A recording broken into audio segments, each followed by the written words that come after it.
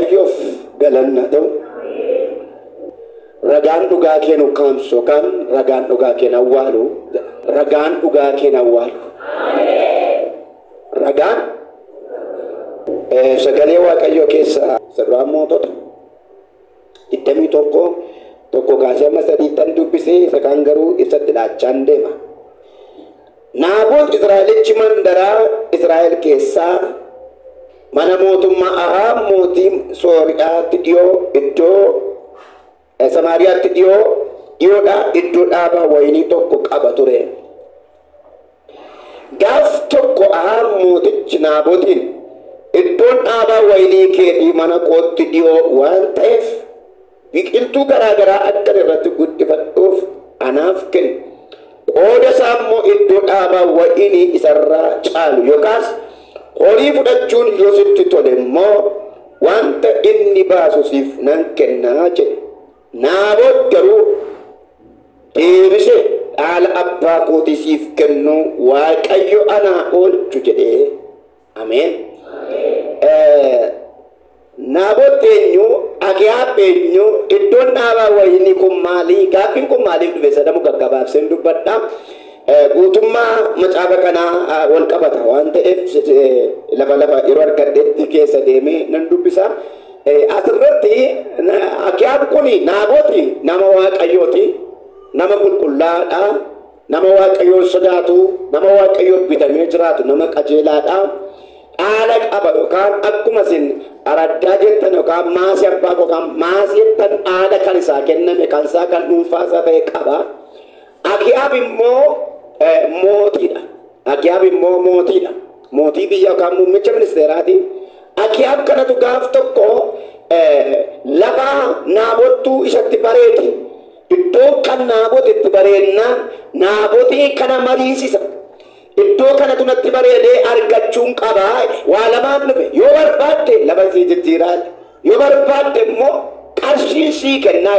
Kan barbaadde garuu lafti kun an qoota wannaan dhaalli koo hin gurguramus hin geddaramus jedhe.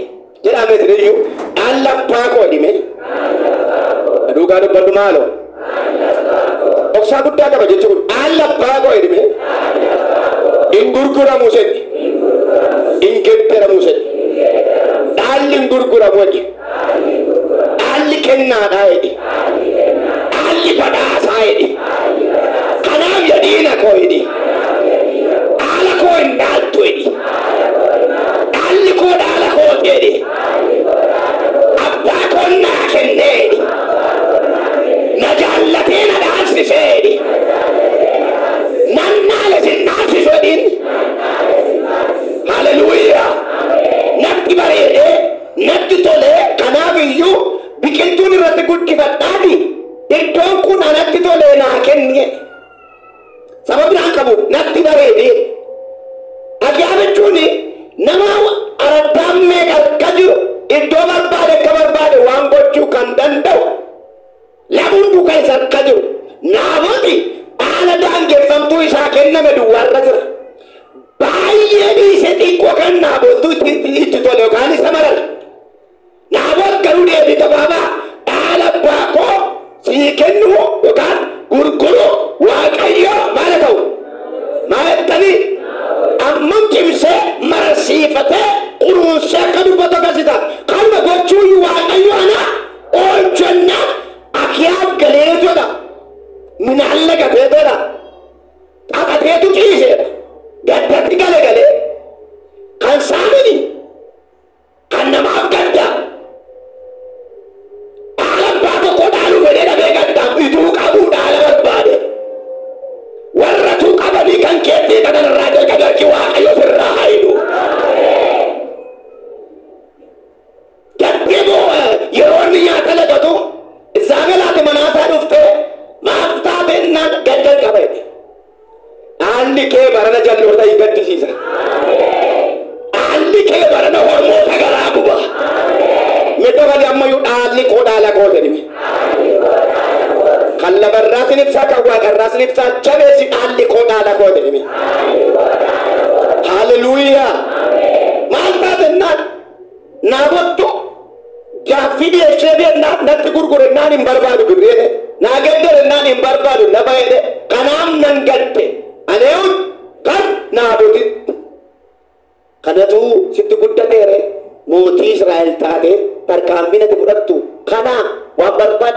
godhuu dandeessu situ gadda waan hundumtuu sirka jira hin fooyyessinaa kan nyaata nyaadhattu kana naaf dhiisette nyaata nyaachiftee agiyaaf nyaata nyaatee gaafa raawwatu itti muftanii dubbisuu dandeessu amma 15tti sana booddee xalayaa barreessiteetu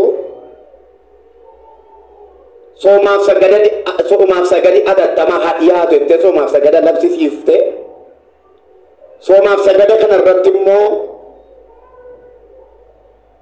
kadhannaa labsite maal gochuuf dhaala namaa irratti kadhata labsite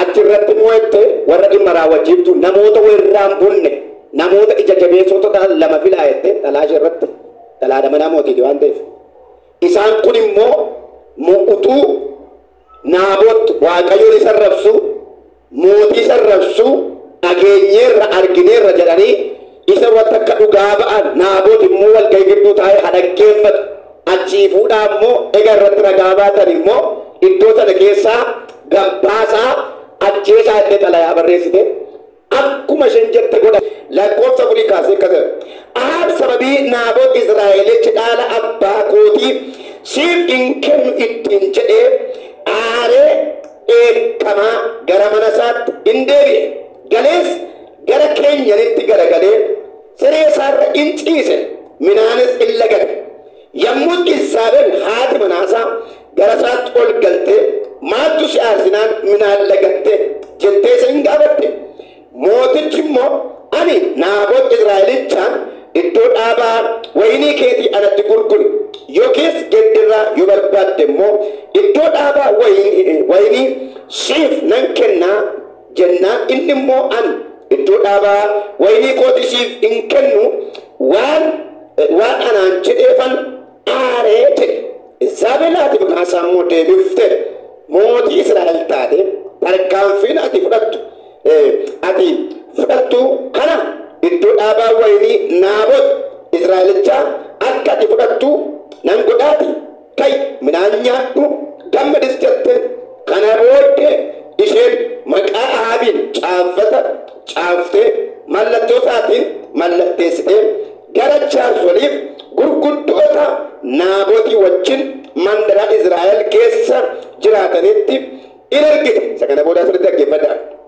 caaffatichi guyyaatti soomtan labsa gaafasitti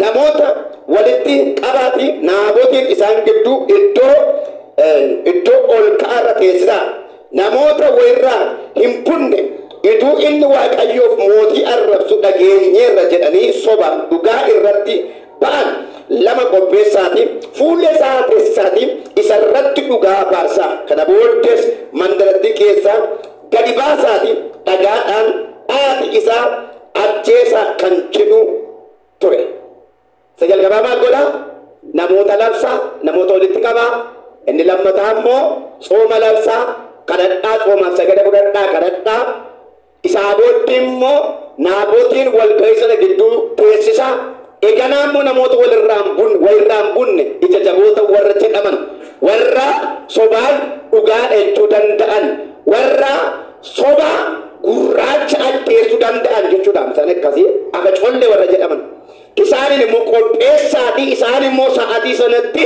ituunni mootii isa arrabsu Naabotiinis mootii isa arrabsu waaqayyoon isa arrabsu maal taaneef argineerra kan jedhe dhugaa baasan lama ka'a isaan eega irratti dhugaa ba'an immoo iddoo sana keessaa baasaati isa rukutaati ajjeesaa jette sana booddee akkuma isheen jette ta'e soomii sanas hin soomanii hin kadhatanii Naabotiin immoo fidaniitu iddoo dhaabaa sana keessa isa ka'anii fuulatti ajjeeseera arrabseera mootii arrabseera waaqayyoon arrabseera irratti dhugaa ba'anii sana booddee dhagaadhaan naanii ajjeesan maal godha rukutaa maal ta'a ajjeesa gaanii madhaabatanii inni kun ani waa argeera jennaan kunootu inni mootii arrabsuun argere inni tokko immoo kennaan mootii duwwaayyuu miti waaqayyoon hin arrabsedha achii gabbaasanii ajjeesan maal gochuuf dhaaluuf jedhanii kun hundumtuu maaliif dhaala koon maaliin ta'u hin kennu sababa Naabot dhaala isaa falmate kan kooti waan jedhee dhagaadhaan dhaanii ajjeesan. Itti fufdee moo dubbifna Waaqayyoon dhufe sabootte abbaa dhugaa dhufe ragaa booda dhugaa dhufa waan ta'eef. Jaarsolii maanguddoonni mandaratti namoota warra kaanii wajjin abboommi Iisaabel caaffaticha isaanitti ergite hundumaa raawwachuuf in ka'an. Isaan guyyaa itti sooman in labsanii gaafasitti namoota walitti qabanii Naabotiin isaan gidduu iddoo ol ka'arra in teessisan. Namoonni sobaan isarratti dhugaa ba'an lamaanis dhufanii fuullee isaa in ta'an. Jarri kun lamaan Naabot kun Waaqayyoof mootii arrabseera jedhanii saba sana duratti isarratti dhugaa in ba'an. Warri abboomaman immoo Naabotin mandaratti keessaa gadi baasanii dhagaadhaan dhaanii in ajjeesan.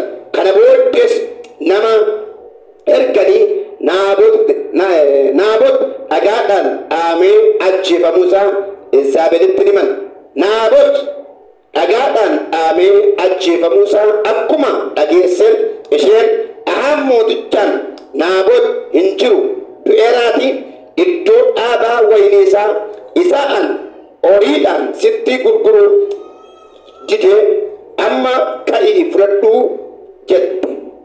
Naabot Israa'elichi akka du'e Aki'aab mootichi yommuu dhaga'e iddoo dhaabaa wayinii isaa ofii isaatii fudhachuudhaaf ka'ee gadi bu'e. Yommus dubbiin Waaqayyoo gara Eliyaas dhufe. Yommuu dubbiin Waaqayyoo gara Eliyaas Tishbichaa dhufe kunoo Ahaab mootiin Israa'el Samaariyaadhaa iddoo dhaabaa wayinii Naabot fudhachuu dhaqeeraatii ka'i gadi bu'i.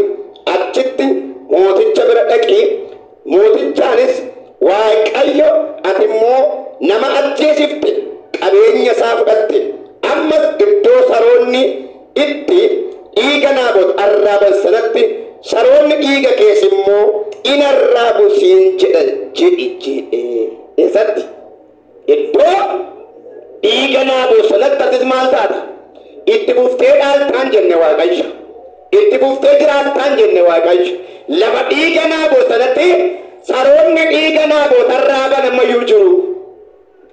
Yoo jedha mee dhimma koo Waaqayyo argeera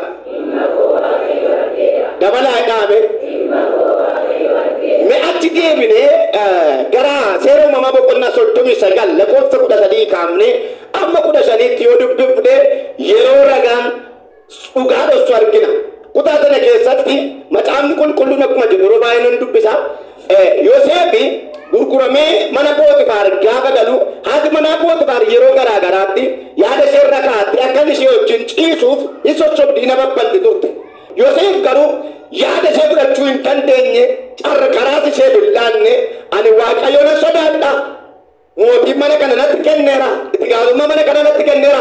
Ati garuu haadha manaasaati malee kan koomiti ati natti hin laatamne. Yaada kee keessummeessu waan jedhe yeroo baay'ee sosobde gaafa carraa abdu sa'aatii namni naannoo hin jirretti hojiif nama ajaju fakkaatteetu waamteetu wayyaa irratti qabatte. Gaafa wayyaa irratti qabattu Yoosef gaafa harkaa ba'u garuu wayyaa irraa baafatte. Wayyaatti gatee ba'e. Inni iyyiti gaafa iyyitu garuu iyyaarti Yoosefti namicha biyya Ibrootaa dhufe sanatu na daffaruuf jedhee hamaan irratti yaadattee iyyiti. Wayyaa gaafa laalan immoo harka ishee keessa jira. Carqiin kan eenyuti? Kan Yoosef. Kan iyyaa jiru haadha manaa mootiiti. Ragaan jira moo hin jiru? Kan eenyuti ragaan? Ragaan kan isheeti ragaa qabdi maali wayyaa Yoosef harka iyyaatti akka soban jennee carqii baatti waa tokkotu hin jedhamin ituu ragaa irratti hin ba'amin ituu qorannoon hin geggeeffamin carqiidhaan ragaatti ba'ameetu mana daatti darbatan mana sirreessaa gale Yoosef. Garuu dhugaa qaba. Maaltu dhokse dhugaa? Ragaa dhokse. Yeroo baay'ee yeroodhaaf kan akka ragaa dhugaa waan hin jiru. Kan akka ragaa dhugaa irratti hin jiru. Mootii maal ta'e? Arrabsa. Waaqayyoon maal ta'e? Arrabsa. Kanaaf iyyuu namni mootiitti bu'e immoo mootii dabbare immoo maal ta'uu danda'uu qaba? Du'uu danda'uu qaba. Waaqayyo ilaaleeti waaqarraa ka'e. Mee Waaqayyo hin argadaame? Warra dhugaa keessan sobi awwaane Waaqayyo isinii ka'a. iddoo awwaalametti na dho'een ba'a dhugaan kee. Ne dhugaan koo hin ba'a jedhime. Nama dhugaa jira Waaqayyo natti naan dubbachaara hin ba'a dhugaan kee. Ragaa yeroo muraasaaf dhugaa kee irra ta'a gaaf tokko Waaqayyo irraa konkolaachisa. Arraba dhugaa kee dhoksoote, gubboo dhugaa kee dhoksoote, garee dhugaa kee dhoksoote, aangoo dhugaa kee dhoksoote, ciqilee dhugaa kee dhoksoote, Waaqayyo siima sayee. Hin ba'a dhugaan koo jedhi. Dabalee maaloo. Hin sokke naafoti falmachuun nanne, himachuun nanne, iyyachuun nanne, waa'ee naafotiif garuu waaqarraa dhugaan kee. Dhugaan immoo ofiisaa ilma Waaqayyo Yesuus Kiristoos. Ana karaan, ana dhugaan, ana jireenyi kan jedhu isa waan ta'e galanni guddaan maqaa isaaf haa ta'u. Haleluuyaa.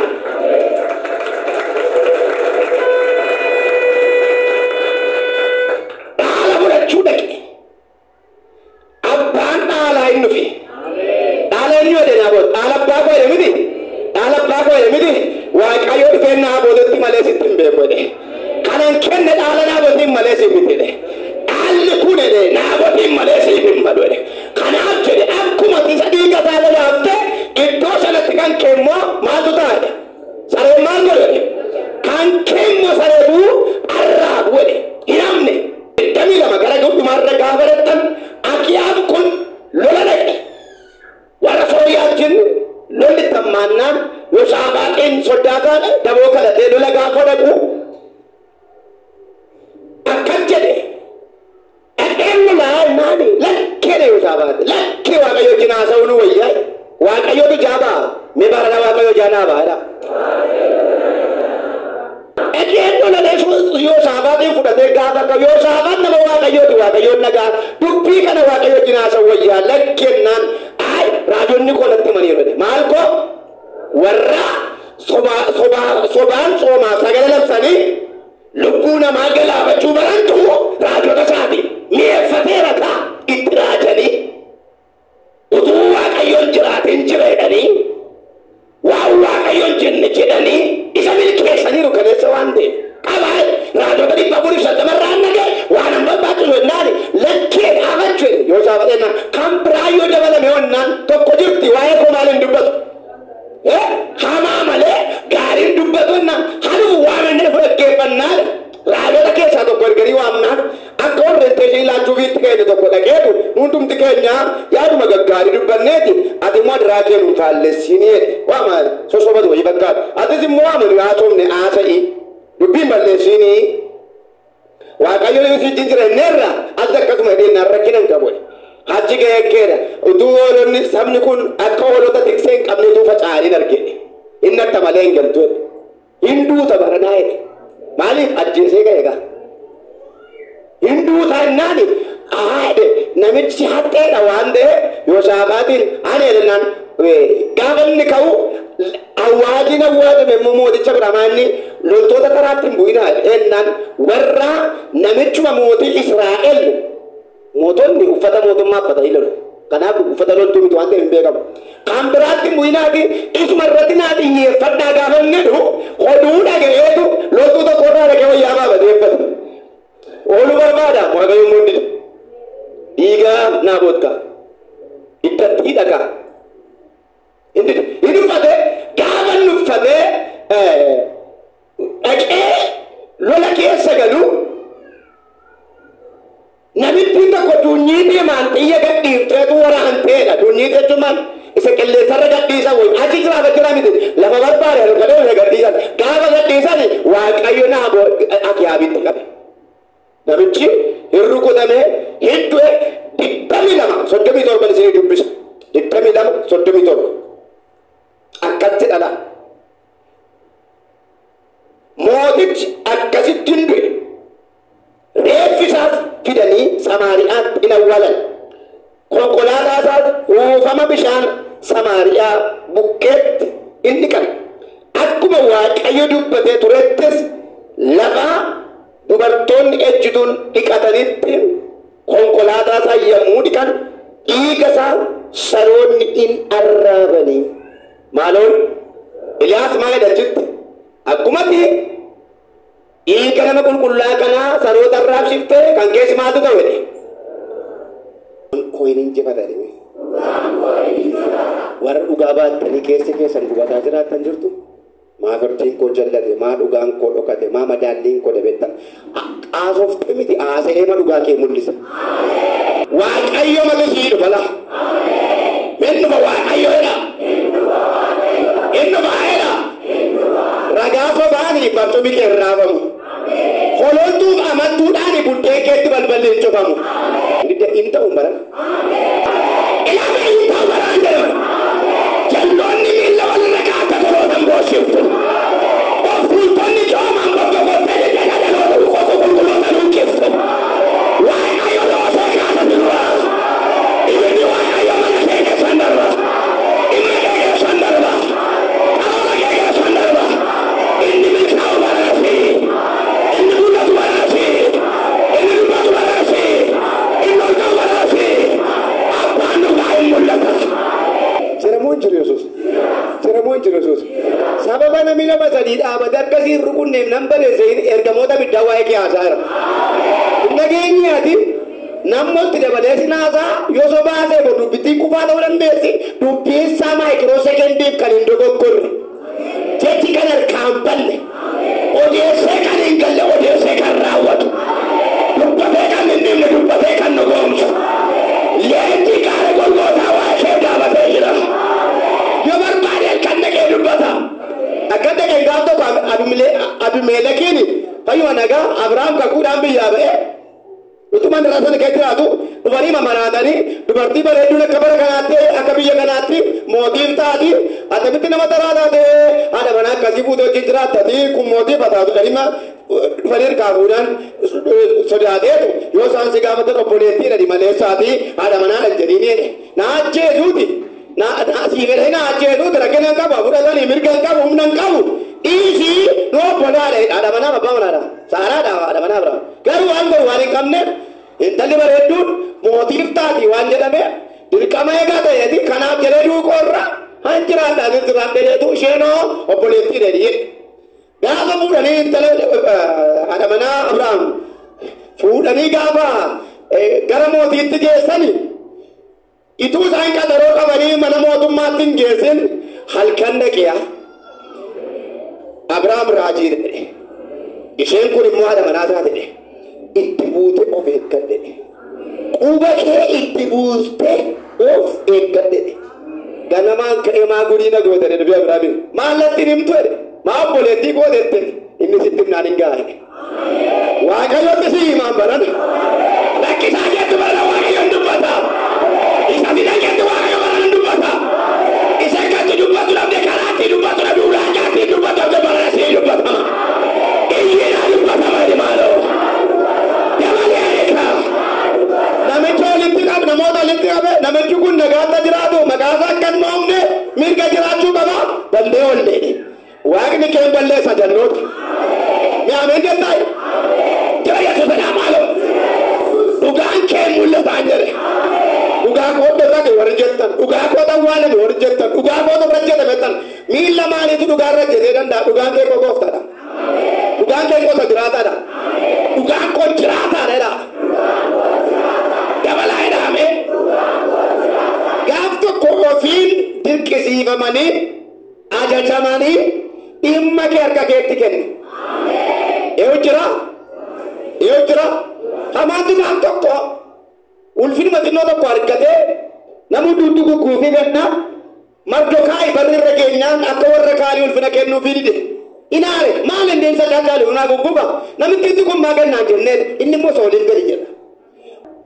Mardokaayi yoo malaale namitti hin gubataa magaltee manatti galteetu akkuma warra ammaa maatiin mari'atta isheenis akkuma jaarsamma manatti galtee mari'atti maannaan harratti hin tolle maalennaan namni hundumtuu na kabajee ulfina naa kennee naa gammadee Mardokaayi isa balbala barreetu na gugguude sanaaf dhaqee fannoo soofsise barii isaa bor dhaqee Mardokaayi fannisiisuuf jedhee ganaa mootiitti ayyamsiisee fannisiisuuf Eliyaadama keessaa akkatti dhaqee Mardokaayi nammees waaqayyo dursee dhufe ituun dhasiin bari'iin achi dhaqee mootiin taasee waaqayyo waa'ee gaarummaa Mardokaayi sammuutti dhaqee mootiin gaafa yaadu Mardokaayi amma ammaatti hojii gaarii hojjete seenaa gaarii galmeessee faayilli isaa mana galmee jira garuu wanti gaariin tokko iyyuu hin taane attamitti namichi kun jedhe mootiin hammam isayyuu namoonni tokko sajjeesu waaqayyoon tokko sajjeesu fennaan kan lubbuu mootii baraare Mardokaayi kanadha. Mootichumaaf baala uleetaadha Mardokaayi. Inni bara dheeraa awwaalame gaafa qotee ba'a. Gaafa diinni kee tuttuqaa jalqabdu mi'a waaqayyo dhimma kee dure qotee baasa. Lakkii ameen jenne argaamu.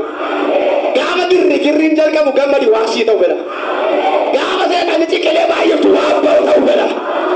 Isa guyyaa waan ariifachiise mataa jila keetti naafame. Let him pass by. Dabalee dhimee. Gaafa laalamu seenaa gaarii Mardokaayi galmaa hojiitti hin geeddaramne hamma ammaatti Mardokaayi wanti gaarii waan hin ta'in mootiin qocaa maqaan dhiphachuu jalqabe hin bari. Inni suni gaafa bayuu dhaqee akkaataatti Mardokaayi fannisiisu haala mijeessuuf ajandaa proposaalii hojjechaa bulu. Inni kun immoo Mardokaayi wanti gaariin ta'uu akka qabu herrega bitee lamaan isaanii hin naqan hin baree hin naqan waajjira. Gaafa wallitan gaafa sana jalqaba lamaan isaaniitu waajjira gale hundumtuu assaayimentii qabu waan ta'eef hojii manaa qabu waan ta'eef gaafa mootiin ol galu booda hamaan dhufe hamaan gaafa dhufu eenyu tola kana jiraa jedhee gaafate hojjetoota innaan hamaantu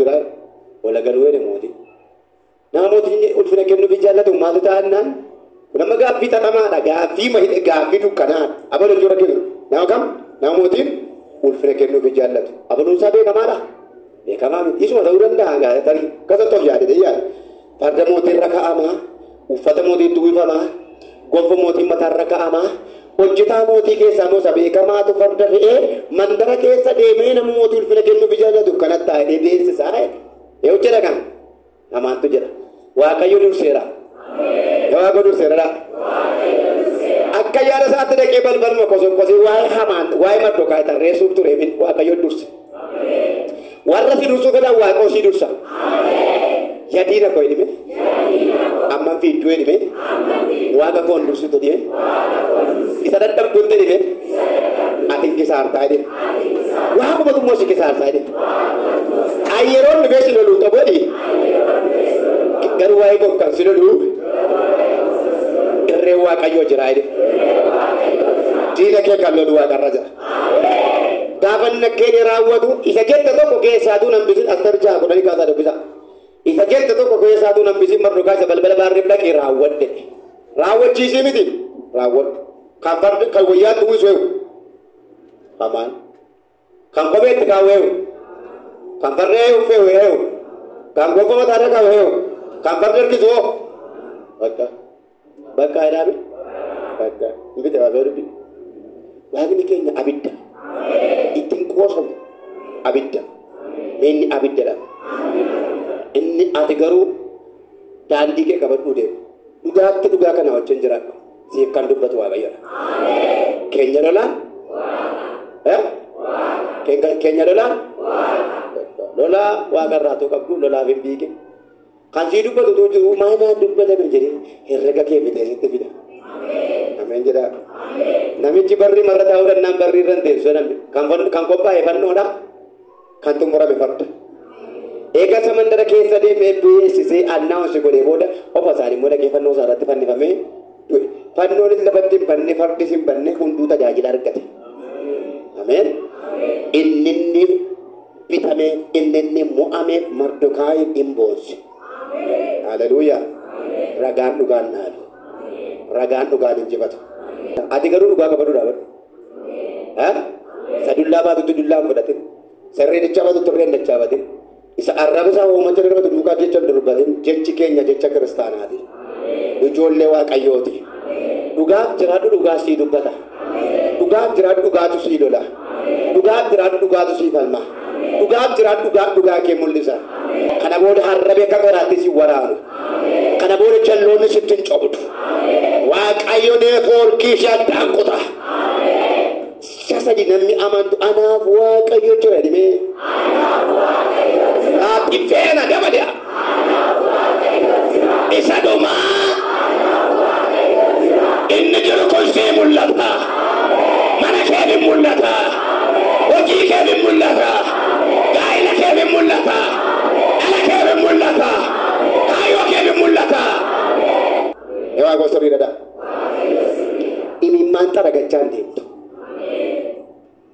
imimmaan xaragachaan hojjettu. Buddeen imimmaaniis nyaachisu abba buddeen galataas nyaachisa. Buddeen galataa nyaadha jedhe. Argati kaaftaaree arraa jalqabeeme waan itti boonseetti faarfachaa kottu. Maqaa Yesuusin torban irraa jecha kee dirama baadhuu kottu. Ilaa gaafa kamisaa jecha kee dirama baadhuu kottu. Sanbata guddaa jecha kee dirama baadhuu kottu. Maqaa Yesuusin kan dubbataa jiru Waaqayyoodha. Faayilli keessa kattaane dhugaan kee mul'ate gatiin kee sii kaffalame dhugaa dhaabbachuun kee awwaalame ol ka'ee poteenshaalii kee yookaan iddoo argate maqaan kee duraa hullaa'ee fayyadaan kee wanta duratti darbee torbanarraa waan haaramaa dhugoottu ulfina waan dhugoottu namoota baay'ee kan ta'u argaa ulfina waan dhugoottu kan boodaa kaanii dura miidhan namoota baay'ee argaa jira kaleessa namni kan isaan hin beekne kaleessa ilaata namaatti iddoo gadii kan jiran waaqayyotuun namoota keessaa kaasee isaan naabu fisikaala piisharii namoota keessaa eeguusaa argamanii waaqota agarsiisaa jira maal kun jennaan lakkee waa ulfina addaatinaan jedha ulfinaan namoota mul'atatu jiru nan jira waaqayyo haalli kan qabe namni kan qabe danqaa galitti baay'ate kiyyoo galitti baay'ate nan baasa waaqayyo cabseen baasa waaqayyo fayyaa si baasa hojii si baasa qabeenyaa si baasa eenyu nan baay'ee maaloo waawaa'een baay'ee maaloo karaan eenyu nan baay'ee ka maqaa Yesuusin si baaseera iddoo lakkatee si baaseera iyyu margaa si baaseera ukkuma argaa si baaseera sheekan argaa si baaseera jalloota argaa si baaseera dabalee nan baay'ee ka waaw nan baay'ee maaloo dabalee jariyaa